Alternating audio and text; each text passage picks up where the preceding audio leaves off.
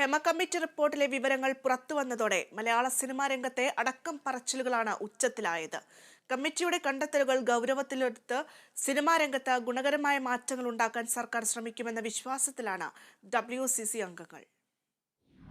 സിനിമയുടെ വെള്ളി വെളിച്ചത്തിനപ്പുറത്ത് ഉയരുന്ന നെടുവീർപ്പുകളാണ് ഹേമ കമ്മിറ്റി റിപ്പോർട്ടിന്റെ ഉള്ളടക്കത്തിലെ ഉള്ളൊഴുക്കിൽ വ്യക്തമാകുന്നത്.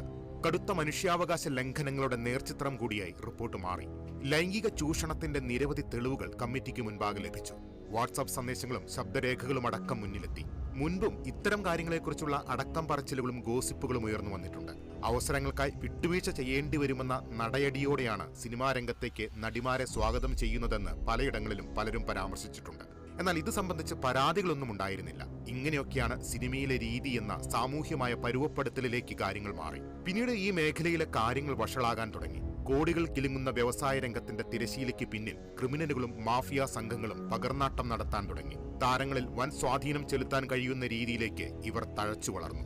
കൊച്ചിയിൽ നടിയെ ആക്രമിച്ച സംഭവത്തിലെ വിവരങ്ങൾ പുറത്തു വന്നതോടെ സിനിമാ രംഗത്തെ ക്രിമിനൽ വൽക്കരണത്തിന്റെയും പ്രതികാര ചിന്തകളുടെയും റിയൽ സ്റ്റോറി കേരളം അറിഞ്ഞു.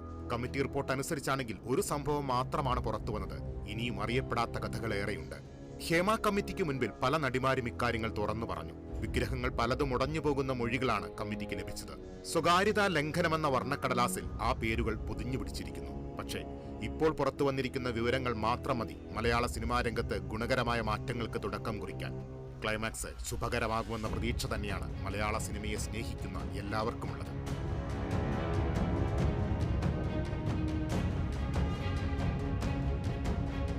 News desk, Kerala vision news.